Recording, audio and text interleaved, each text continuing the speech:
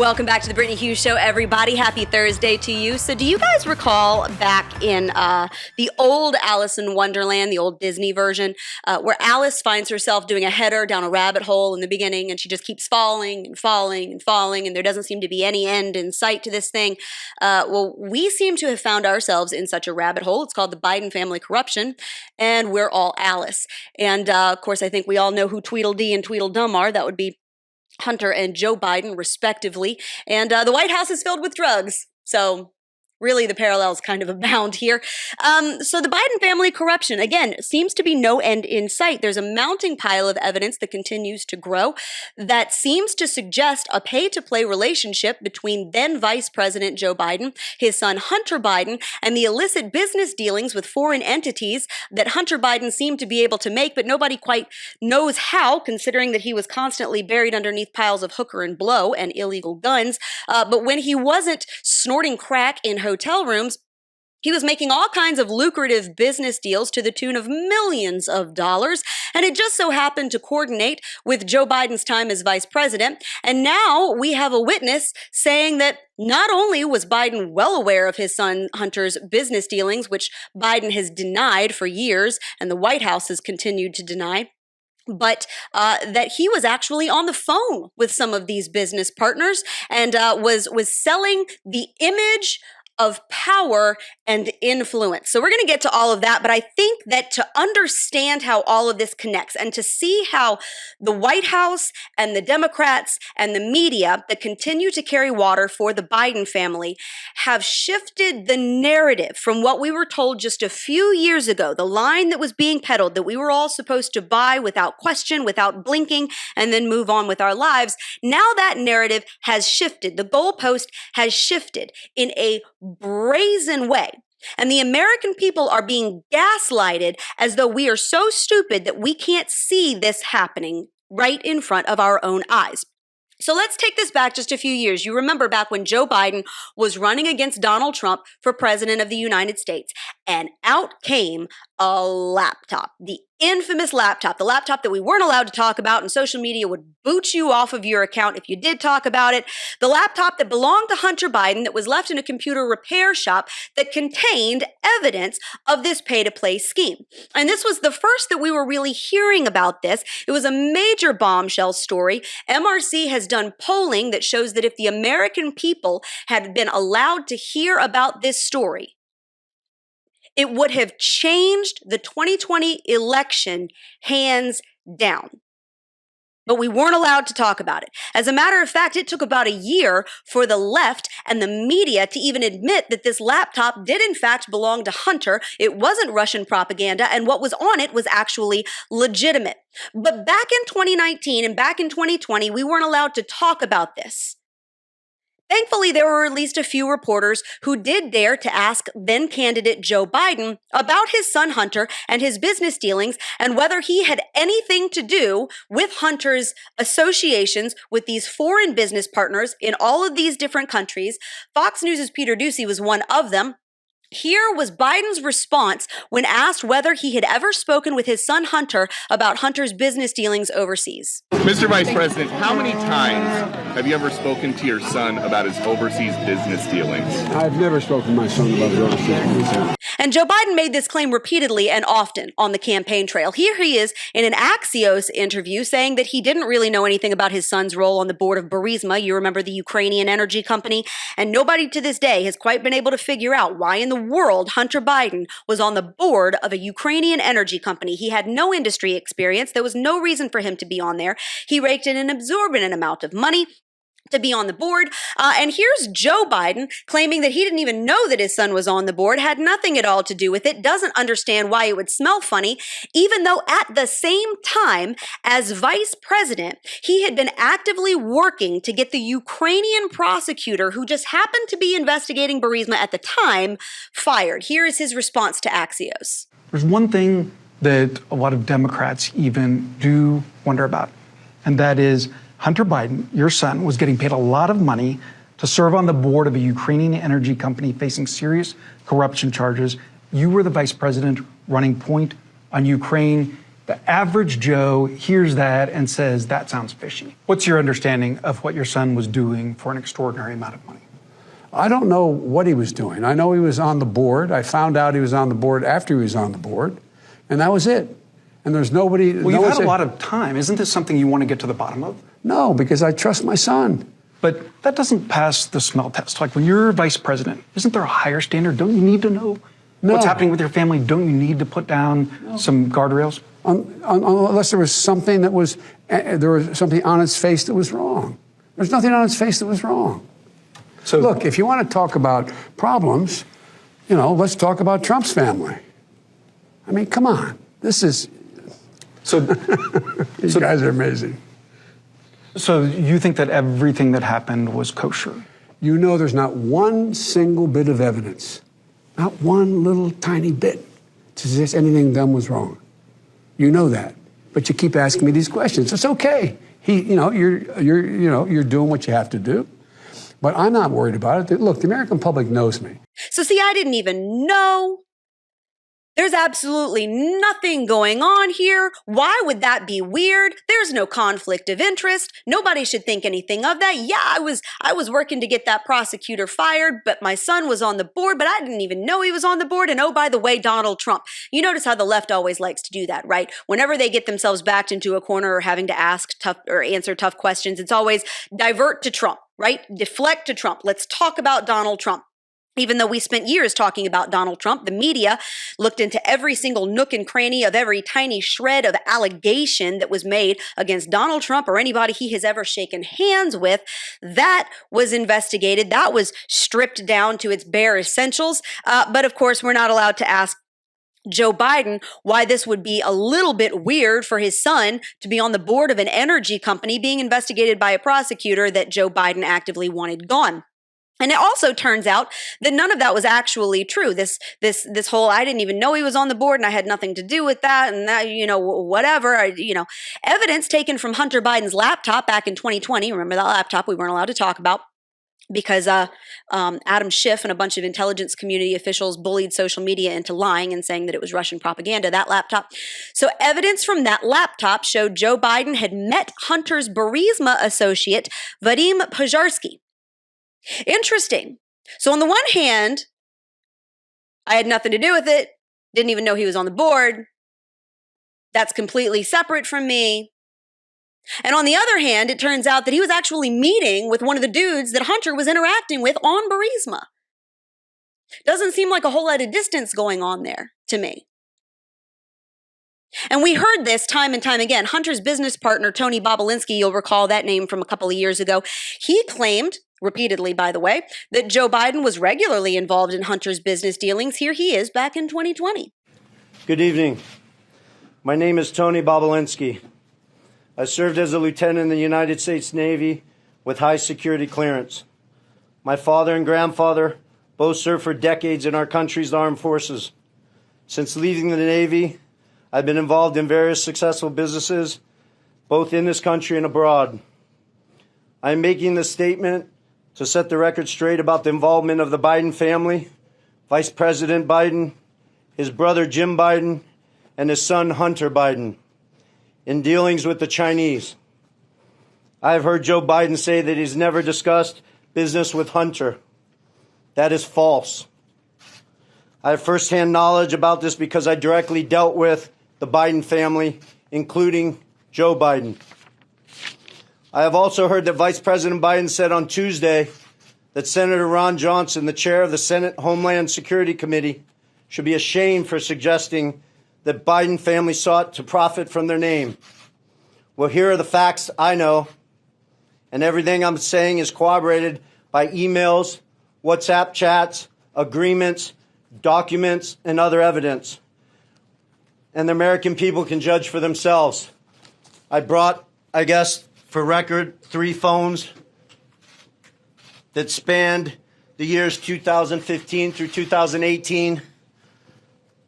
These phones have never been held by anybody else besides myself. I was told this past Sunday by somebody who was also involved in this matter that if I went public this information, it would bury all of us, man. the Bidens included. Of course, the mainstream media framed those claims as Russian propaganda and baseless accusations made by a disgruntled ex-business partner. There was nothing to see here. This is just all conjecture. This is just somebody that's mad at the Biden family. You can't believe a word he says, blah, blah, blah. And that was the narrative at the time, right? We're just going to discredit this. He doesn't have any concrete proof. Sure, he was there. Sure, he's a credible witness. But if he can't actually produce video of what he says happened, then we're just going to dismiss it as a disgruntled ex-business partner. Except the hits kept coming. And so the narrative had to keep shifting. Republicans in Congress launched an investigation that reportedly found multiple financial links based on bank records between foreign shell companies in China, Ukraine, and Romania, among others, to multiple Biden family members, including Biden grandchildren, the vast majority of which directly corresponded to the time that Joe Biden happened to be vice president. And a lot of these things were very, very shifty. For example, CNN themselves report bank records cited in the committee's memo show that within 5 weeks of then Vice President Biden's meeting with Romanian President Klaus Iohannis in 2015, a Romanian who Hunter was doing legal consulting for, Gabriel Popoviciu, started sending money to Rob Walker, a business associate of Hunter's. Isn't that interesting? Walker received more than $3 million from November 2015 to May 2017 and wired approximately $1 million in various installments to Hunter Biden, his business associate James Gillian, and Hallie Biden, the widow of President's oldest son, Beau Biden, who died in May 2015. You'll recall Hunter had an affair with her after her husband, Hunter's brother, died, which is totally not gross at all. CNN continues, it's been long known that Hunter Biden did legal work for Popoviciu, a wealthy Romanian business executive who was convicted in 2016 on corruption charges. Sounds like a fantastic guy. Comer's memo raises questions about why Popoviciu was paying a Biden family business associate directly instead of the law firm where Hunter Biden worked at the time, or the other firm that Hunter reportedly referred him to. So this is a corrupt guy. He's wiring millions of dollars, not only to Hunter Biden, but to Hunter Biden's sister-in-law / lover, seriously gross, and Hunter's business associate. And there is some serious question about why he wasn't directly paying the law firm that Hunter was working for, because again, that's who you would pay, right? If you're doing legal consulting work, if you are doing legitimate business with somebody, you don't need shell companies, right? And you don't need money being directly wired to you personally. You pay the law firm and then you get your salary cut. That's the way that it works in the normal world with us normal people who have to deal with things like audits, right? But not Hunter Biden. No, this money was being wired directly. And even CNN admits that this raises some serious questions, but they're not questions that we're allowed to actually investigate. They're not questions that anybody wants to actually find the answer to. And oh, by the way, this was just one of a string of financial records between foreign business entities, much of which was funneled through multiple shell companies, only to end up in the bank accounts of multiple Biden family members. And by the way, a lot of these associations, a lot of these revenue streams seem to dry up right around the time that Joe Biden left office as vice president. Interesting, don't you think? Didn't fall off the watermelon truck yesterday, y'all. Now, on top of that, a 2020 FBI memo quoting a confidential source that was obtained by House Republicans and released to the public just this past June, stated that that source, who was considered highly credible by the FBI, according to that memo, had told the FBI that Joe Biden and Hunter Biden had each received a $5 million bribe from Burisma, according to a conversation the source claims to have had with Burisma officials themselves circa 2015 or so. Now, that claim was submitted on an FD 1023 form that's used by the FBI to record unverified information, which means that it's not known if it's actually true and it doesn't count as evidence. But then again, neither was the Steele dossier, and that was used to obtain 4 FISA warrants that were used to spy on an American citizen. So again, we see how the narrative and the standard of proof shifts when it comes to the media's treatment of the Trump family versus the Teflon Biden family, right? So if that is the standard of evidence, if we can just take uncorroborated and unverified claims as evidence, then we've pretty much got all we need, according to the media's standard of proof from back in 2016, 2017 or so. But not so much anymore because, again, we're talking about the Biden family here. But with so much evidence proving that Biden had at the very least regularly spoken with Hunter about his business dealings and he'd even shaken hands with his associates, the story had to shift, right? You could no longer claim, well, I had nothing to do with Hunter and his business dealings. I never even talked to him about it. That was never even a conversation at the dinner table. I never asked him about it, didn't even know he was on the board, didn't even think about it. You can't claim that once evidence comes out that you actually took meetings with some of these people. When multiple witnesses start coming out and saying, you were in the room, you were on the phone. So on July 26th, White House spokesperson Karine Jean-Pierre, water carrier in chief, claimed that Joe Biden, quote, has never been in business with his son. Here she is. Months ago, you said that nothing has changed when you were asked about the president's previous remarks on his son's business dealings, but the language has in fact changed. So I just want to clear this up once and for all. The president has previously said that he has never discussed overseas business dealings with his son, but the White House now says that the president has never been in business with his son. So why the updated language? Which statement is true? Or is this semantics and they're both true? As I stated on Monday, when I was asked this question multiple times, nothing has changed. Nothing has changed on this. Nothing has changed on this. And so could ask me a million different ways on this question. Nothing has changed. The only reason I ask is because the White House and the president's circle, that language does seem to be somewhat different. I didn't know if there was any distinction there. That is a really big change. I think she thought that semantically it was just going to kind of fly under the radar. Well, I've been saying that he hasn't been in business with his son this whole entire time. This is what she claims, right? She claims that that narrative has not changed. That's a really big difference from saying he never even spoke with his son about his business dealings to saying, well, he's never actually been in business with his son. There's a lot of real estate between never spoke with him about and never actually went into business with. Because you can use your power. You can assert your influence. You can do all kinds of things to foster your son's business dealings without actually technically going into business with him. So the narrative has shifted. Now it's no longer, well, he never spoke to Hunter about it. Now he just never actually formed an LLC with him or anything. And she actually wants us to believe that this is what she has been saying all along, which is a blatant and flagrant lie. Unfortunately, the horrors of human depravity and corruption don't only exist in our federal government.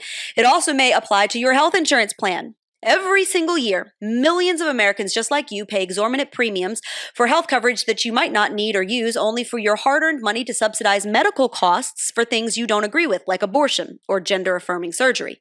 So if you don't want to waste your money on coverage that you don't use only to pay for procedures for other people that go against your beliefs, you need Share Healthcare. I'm partnering with Share Healthcare to let people know about their cost-saving plans that could keep more money in your wallet while you rest easy knowing you're only paying for the care that you believe in. Share Healthcare is not traditional health insurance. It's a cost-sharing plan between people with shared values who only want to pay for the coverage they need, and with plans that start as low as $149 a month, keeping a clean conscience just got more affordable. So check out sharehealthcare.com, enter the referral code MRCTV23, that's sharehealthcare.com, MRCTV23, and find a plan that's right for you and your family today. So again, the hits just keep on coming, and this is why the goalpost continues to shift. So that brings us kind of up to this past week, right? That sets the stage. We've already seen how the line changes. We've already seen how, as the evidence grows, that there was very likely this pay-to-play influence scheme. That there's at least credible evidence that Joe Biden may have been abusing his power as an elected official, as Vice President of the United States, to financially profit his son and his family members. We've seen the narrative change. So this past week, Devin Archer, a former business partner of Hunter Biden's, funny how they keep cropping up here, testified under oath during a transcribed interview before the Republican-led House Oversight Committee that then Vice President Joe Biden, quote, joined Hunter Biden's dinners with his foreign business associates in person or by speakerphone over 20 times. Archer said that Biden's role in this whole thing was to, quote, sell the brand and to give at least the illusion of influence to help Hunter's business dealings.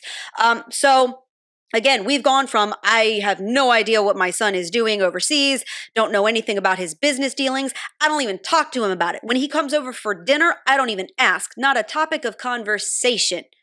Have no idea what boards he's on, have no idea who he has been talking with. We don't even discuss it. To now, a former business partner closely associated with Hunter, who he helped start a company with, is now saying, oh yeah, Joe is on the phone all the time. Came to dinners, shook hands, got put on speakerphone during business meetings, which, by the way, who does that? Who puts their dad on speakerphone during a business meeting? You don't just call your father in the middle of a business meeting unless he's part of the business meeting, unless there is a role that he is supposed to play in the business meeting. Now, what role would a sitting vice president play in his son's business meetings? Again, even if you say, well, there's actually no concrete evidence that he did anything tangible to help his son. There's no concrete evidence that he got the prosecutor fired in order to protect Burisma, who was paying his son to be on the board for God only knows what reason. We can't prove that he was actually moving and shaking things. We can't prove that he was exerting his power as vice president to do things that facilitated his son's business plan. We don't know that for sure. Again, that's why all of this warrants an investigation. But that's the line that the left is peddling, where there's no concrete evidence of what he did. Even if all he did was pick up the phone to be on speakerphone in front of his son's business associates, to create the illusion that if you go into business with my son, he has the cell phone number of the sitting vice president of the United States. And that is connection. That is influence. That is power. Even if that's as far as it went, and we don't know that it's as far as it went. Again, that's why all of this seriously warrants an investigation. We have no idea that that's all that was going on here. There's evidence on that laptop that we're not allowed to talk about that somebody at the top, the big guy, was getting a cut of all of this stuff. And the big guy is assumed by many to be Joe Biden. Who else would it be? Especially when you put that together with the fact that Hunter Biden was calling his dad as vice president, putting him on speakerphone in front of his business associates, people he was trying to make business deals with, who were going to pay him millions of dollars, and saying, here, talk to my dad. He's a vice president, and I got him on speed dial. That in and of itself constitutes an abuse of power. You are not elected as the vice president of the United States to then flaunt that position so that your son can get rich, so that your other family members can get rich. And yet that is exactly what Devin Archer, who was in the room at the time, has said. Here's what he told Tucker Carlson in an interview released on Wednesday. Hunter and his brother were very close to their dad. Absolutely. Which I think is great. Yep. I've got a lot of kids. I'm very close to them, talk to them every day. Yeah. Never called them on speaker during a business meeting. That's weird. You've got a lot of kids. You're close to them. Do you call them on speaker during business meetings? Do I call? I mean, what is that? A grown man calling his dad on a speakerphone during a business meeting? Right. And to be clear, sometimes it was the call was coming in and the speaker would go on. So it's just the president. You have to be, I mean, you understand DC, right? So the power to have that access in that conversation, and it's not in a scheduled conference call, and it's a part of your family. That's like the pinnacle of power in DC. 100%. I guess I'm pivoting against the lie that I'm hearing people tell with a straight face. Congressman Goldman, for example, that we don't really know what was going on. Really? You're taking a call from the vice president and you put it on speaker. It's not just, hey, Dad, I'm in a meeting with some buddies. Right. It's let me put my dad, the vice president, on speaker. Yeah. Yep. In the rear view, it's an abuse of soft power, I'd say. An abuse of soft power. And that's kind of the point, isn't it? There's only one reason that you do this. And now suddenly, again, the narrative has shifted. We got to back up and punt here because we've already proven that Joe Biden met with business associates of Hunter Biden's, even though he said he never even spoke with Hunter Biden about his business. Now we have sworn testimony saying that he was on the phone and at dinners with them. And the American people are being gaslighted as though the left's entire line hasn't just done a complete 180. The New York Times actually printed this week, quote, "It has long been known that the elder Mr. Biden at times interacted with his son's business partners." Oh, it has it? Because that's not what we were being told a year or two ago. If that is true, that it has long been known that Joe Biden regularly interacted with his son's business partners, then Joe Biden lied to the American people repeatedly on the campaign trail and even after being elected President of the United States when he said that he never even spoke with Hunter Biden about his business deal. That in and of itself proves that lie. If the New York Times is correct here, it's long been known. Well, it wasn't long known a couple years ago when the media was still caring for water for Joe Biden and saying, you know, he says he never even talked with him. And we were supposed to buy that. That is a direct contradiction to what Biden and the Democrats were claiming just 2 years ago or even a year ago, but the Times states it like it's always been a fact and actually expects us to believe it as though this is what we've been told all along and we're just misremembering because we are genuinely that stupid. And now the left is scrambling for any excuse they can come up with for how all of this is okay and doesn't smell to high heaven. Here's Representative Dan Goldman this week admitting that Biden met with Hunter's business associates and spoke with them on the phone regularly, but saying that they just talked about the weather and such. So to confirm, you're saying that the speakerphone conversations, they don't seem concerning to you because there was no specifics about business, and it just seemed like it was clear that it was part of the daily conversations that Hunter Biden had with his father, and it was and sounded like most of the time. Now President Biden didn't even know who the people he was at dinner. He was just asked to say hello, and he would, talk about the way he described it several times. They asked over and over and over. He described what the weather was, how what's going on your end. The witness was very, very consistent that none of those conversations ever had to do with any business dealings or transactions. They were purely what he called casual conversations. Because, the sitting vice president of the United States has nothing better to do with his time than to just shoot the breeze with Hunter's business associates when he happens to call during a business meeting and just, hey, Frank, how's the weather over there in Moscow? Here, Beijing is beautiful this time of year. Really? That's all that was. They were just talking about the weather. That's what we're supposed to believe. Just pleasantries.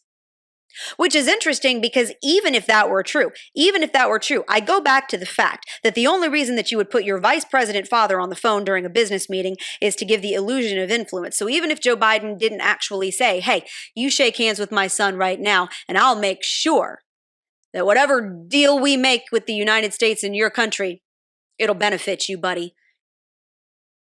He doesn't actually have to come out and say that for the implication to be clear.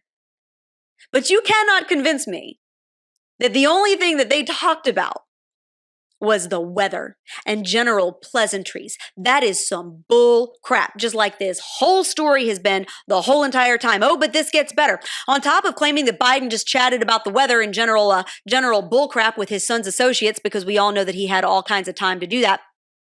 Now we're to believe that he simply didn't pay attention to any impropriety or a potential conflict of interest here because he was distraught that his oldest son was dying. Not even kidding you. The Democrats are now pulling out the Beau Biden card. Here's MSNBC just this week. We should put this in context. This is a time when Beau Biden, the president's other son, was ill and then dying and then passed away. So perhaps he was not as attentive to what he should have been here. But again, there has simply been no evidence, Gene Robinson, no evidence at all that he was profiting from this or that either of them committed a crime when it came to this. And we hear it here from Comer and other Republicans. It's wishful thinking. They're trying to create a scandal when there's no evidence that they have one. Yeah, they're trying to create a scandal, or at least the appearance of a scandal, the sort of smokiness of a scandal, and just create that atmosphere without actual evidence and without an actual scandal, because I think it's pretty clear, at least so far, there is nothing there.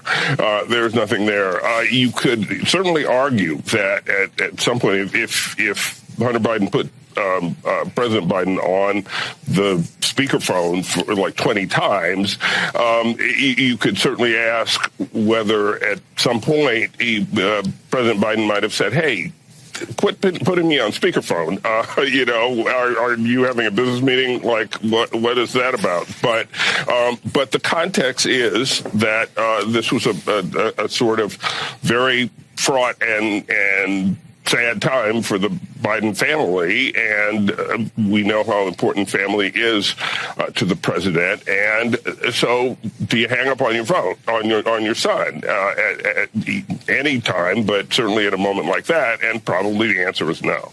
So he was so distraught over Beau Biden. This was a traumatic time for the Biden family. He probably didn't even know what was going on. He gets put on this speakerphone. They talk about the weather. It didn't even cross his mind, poor guy, because he was going through so much, that this might actually be problematic because he's the vice president, and here's his son trying to make business deals with foreign entities, and it just probably slipped his mind that this could be at all inappropriate given his position, because Beau Biden. And that's what they're going to hide behind, because you can't, once they pull out the Beau Biden card, oh, well, everybody's got to go, oh, that was so terribly sad. Well, I guess that's understandable.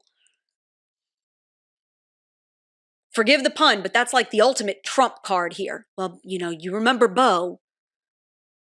As sad as that was, that has nothing at all to do with the evidence that we have.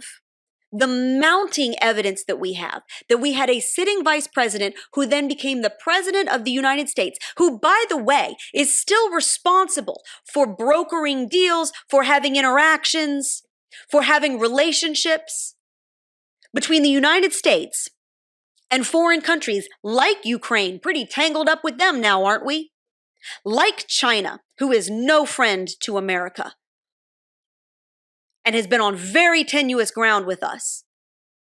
This is a guy who is still in the ultimate position of power to represent the United States on the world stage to all of these foreign governments. And God only knows what entanglements he has left over from these days, if this is true. That is a problem. This isn't just a conflict of interest that existed at the time. This is a potential conflict of interest that carries on to this day. And we're not allowed to get to the bottom of it. We're not allowed to ask. We're not allowed to investigate it. Because this is an old man and this is his crackhead addicted son, and you can't say anything about that. This is about a father who loves his son. Oh, and by the way, do you remember the other one died? How sad. So we've gone from, in 2021, Biden never talked to Hunter about business, to 2022, okay, so he did, but he didn't talk to Hunter's business associates. To then 2023, well, he occasionally interacted with Hunter's business associates. We've always known that, but he wasn't in business with Hunter. To earlier this week. So yeah, he did talk to Hunter's business associates on the regular, on the phone even, and at dinner, but it was just like about the weather and stuff. To today. So it wasn't really, about the weather. It was probably super inappropriate given that he was the vice president at the time, to say the least. But Biden was distraught, okay? So just drop it. That's the progression we've had here. And we're supposed to buy it hook, line, and sinker. And throughout all of this, Democrats have insisted that there is no evidence whatsoever that Biden misused his power to profit himself, his son, or his family, even though, of course, there's sworn testimony to that effect and bank records that just happen to line up timing-wise. But that's the point. There's credible evidence enough to warrant a thorough investigation, and that's what, as far as I'm concerned, that's the only next logical step, right? I'm really not interested in a whole bunch of Republican congressmen getting up in front of a microphone and having their 15 seconds to spout off on Twitter about how horrible all of this is, and we're going to get to the bottom of it. If you really wanted to get to the bottom of it, right? Appoint a special prosecutor to look into this. If you really want to get to the, if he was on phone calls, subpoena phone records. If there are allegations that he was taking bribes, bank records. I mean, it seems to me that there are logical strings that you could start tugging at if you had the legal authority to do so and the resources to do so, which I can't think of anybody that has more resources or at least could appoint someone with those resources than Congress. So I don't want a whole bunch of lip service about how we've just got more evidence of Biden family corruption. Then do something about it, because this is the sitting president of the United States. And the American people deserve to know if he was abusing his power to make his family, and potentially himself, very wealthy. And it's really interesting, because you'll notice that while all of this is unraveling, suddenly we have multiple indictments coming out against Donald Trump. The timing of that is very interesting to me. Those are their own legal ball of yarn unto themselves, but it's interesting here with the timing. Now, I kind of take a little bit of a different tack than many of my my conservative colleagues who seem to suggest that all of these indictments are being rolled out around the time that another piece of evidence comes out that the Biden family was corrupt as all get out. I actually kind of think it might be the opposite. I think that there is plenty of evidence about Biden family corruption that cannot be kept under wraps. You know, it eventually finds the light. This stuff does not always, it does not stay hidden forever. So what I actually think is happening is kind of the opposite, right? I think it's kind of hard to time indictments up where you can just call and say, drop that indictment because something came out 24 hours ago and we got to get ahead of this thing and we got to kind of like, shift the spotlight. That's not the way indictments work. That's not the way the court system works. It would be very, very difficult to do that once, if not repeatedly. I don't think that's what's happening here.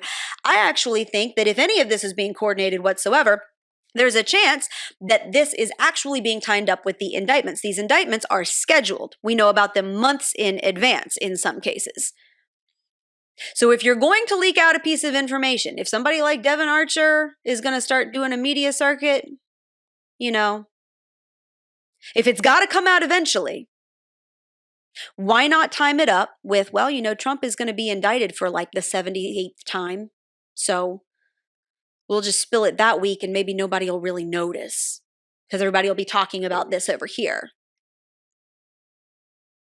Just suggesting.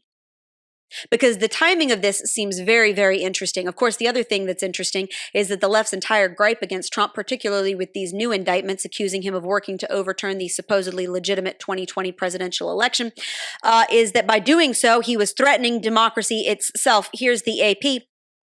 Donald Trump was indicted on felony charges Tuesday for working to overturn the results of the 2020 election in the run-up to the violent riot by his supporters at the U.S. Capitol, where the only person who was killed was a Trump supporter.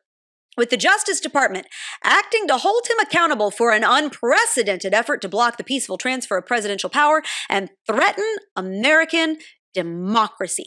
Let me tell you something. If you were all that concerned about democracy, if you were that concerned about the rule of law and the integrity of our elected officials and the trustworthiness of the system and of the American government, you would be just as concerned about the sitting president of the United States, who was vice president of the United States for 8 years. Who stood first in line to become the next leader of the free world and the most powerful person on this planet, abusing his elected position to enrich his family, profit himself, and protect his crackhead son. If you were that concerned, you'd be concerned that the second most influential person on earth had a conflict of interest in his dealings with foreign entities and may still to this day, including enemies like China.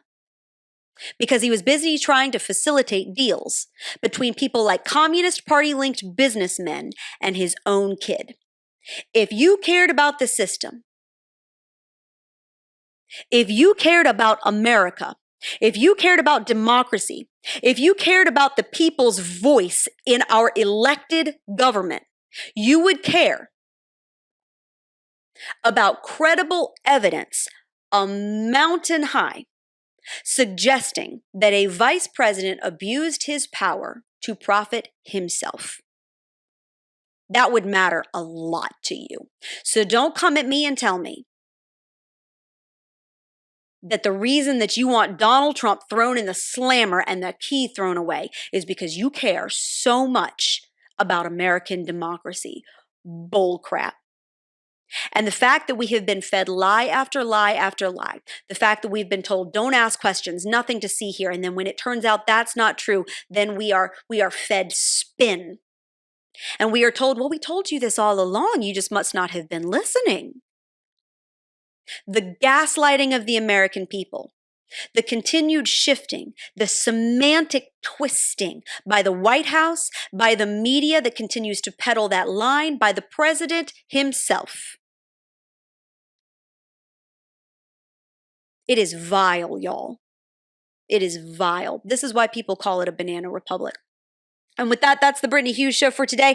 Hope you guys will join me back here next Thursday and that you have a fantastic weekend. In the meantime, please head over to Apple Podcasts, hit subscribe on the Brittany Hughes Show. That way you won't ever miss an episode. Also subscribe to the Newsbusters podcast. That one is with Tim Graham on Mondays, Wednesdays, and Fridays. And hit up sharehealthcare.com. Enter that referral code MRCTV23. Sharehealthcare.com, MRCTV23, and find a plan that works for you today. And if I haven't given you enough homework, also make sure you head over to MRC.org/donate. If you don't already financially partner with the Media Research Center, you may not know that we are 100% a 501c3 nonprofit organization. That means that all of our content is free to you. You don't have to pay for it. We don't put it behind a subscription or a paywall. You should sign up for our emails, however, because you get some good content there. But all of our content is free to you. It also means, however, that we exist solely on donations from listeners and viewers just like you. So please, if you haven't already, mrc.org/donate, find out more information about how you can join our team and partner with us. With that, I will see you guys back here. Thank you very much. God bless.